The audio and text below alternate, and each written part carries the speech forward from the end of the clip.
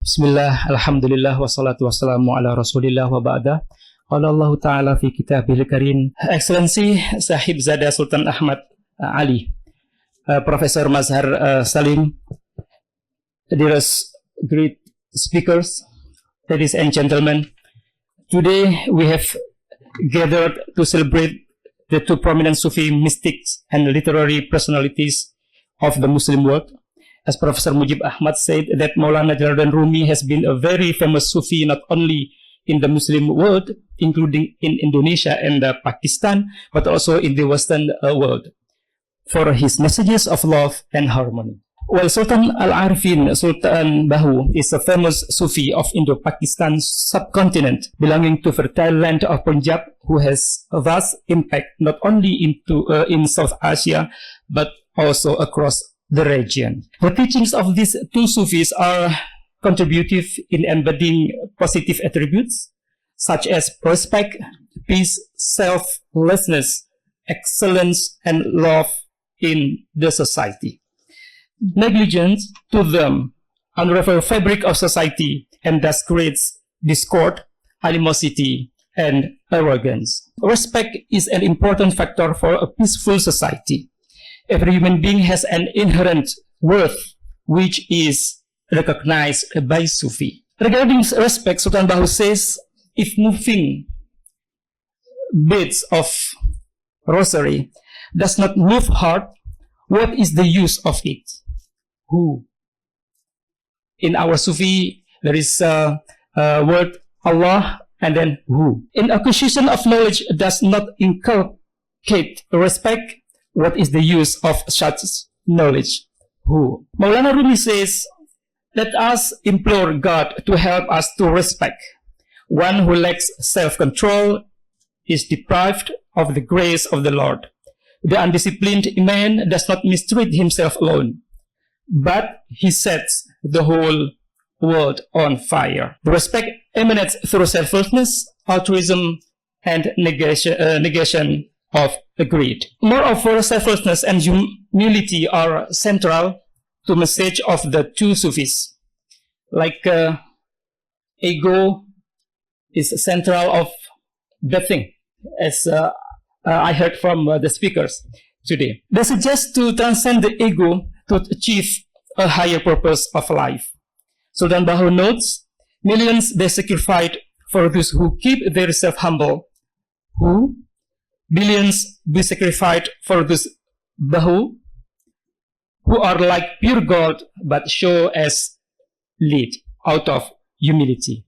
Who? Similarly, Maulana Rumi gives a beautiful example for selflessness. A seed graciously consorted in solitary intercourse with the dark earth. It effaced itself entirely in the earth, so that no color or scent or red or yellow remained to it. After the effacement, its constriction ceased. It opened its wings and expanded and spanned on its way. Inasmuch as it became selfless in the presence of its origin, the form departed and its real essence was displayed. Love, peace, love, and harmony, and also friendship are a big topic of this conference, and I am interested very much in this topic as I am in the embassy as the coordinator of public diplomacy. Public diplomacy means strengthening people-to-people contact, including from the Sufi society. The state of excellence brings one to the arm of love.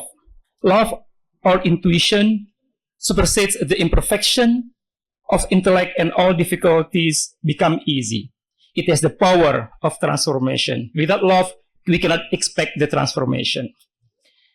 Sultan Bahoo tells, with the size of afflicted flowers, stones of mountains fall. Who? Maulana Rumi says, through love, thorns become roses. Thorns become roses. Very nice. Ladies and gentlemen, this teaching serves as a source of positivity in the societies and needs to be discussed frequently at every level. As the largest Muslim country in the world, Indonesia also saves home to around 45 Sufi orders. Qadariyah, Naqshbandiyah, Satariyah, Muhammadiyah, you name it. All are in Indonesia. Verified by the largest Islam organization of Nahdlatul Ulama. It's still a lot. How if there is no verification from our organization? The spread of Islam in Indonesia was carried out in a peaceful way by various Islamic groups, one of which was Sufism. Islamization in Indonesia began when Sufism became the dominant stream in the Islamic world, as evidenced by the strong influence of prominent Sufi thinkers such as Ibn al-Arabi and Imam Ghazali. I already discussed today with Sahibzada that His Excellency knows about Sheikh Hamzah Fansuri, Sheikh Falimbani, Sheikh Nuruddin al-Raniri, and also the founder of the largest Islamic organization in Indonesia, Sheikh Hashim Ash'ari. He was the follower of Tariqah, Qadiriyah, wa Naqshbandiyah. Based on Indonesia's experience, whether in the form of tariqat or in a modified form, Sufism becomes the solution to modern nation with all its negative impacts. The accommodating, persuasive, and peaceful teachings of tariqat make Muslims in Indonesia have a nationalist attitude based on the principle of hubbul watan minal iman, that to love one's country is a part of belief. Indonesia has vast geographical boundaries, more than 17,000 islands, and population like Pakistan that is diverse in race, ethnicity, and religion. The acceptance of Pancasila as the basis of the Indonesian state is part of a sense of nationalism and is a moderate stance taken to maintain Indonesian unity while maintaining religious sustainability. In the end, I would like to thank you all for having such a beautiful event. I would offer my heartiest congratulations to Muslim Institute, National Language Promotion Department, Yunus Emre Institute for organizing such a wonderful event. Looking forward to the visit to Indonesia by Excellency Hadart Sultan Ahmad Ali and his team and everybody here to closely see our peaceful life in national unity and religious sustainability, which has long been contributed, among others, by the millions of followers of Sufism in Indonesia. Thank you very much. Wallahu muwaffiq li aqwamit thoriq. Wassalamualaikum warahmatullahi wabarakatuh.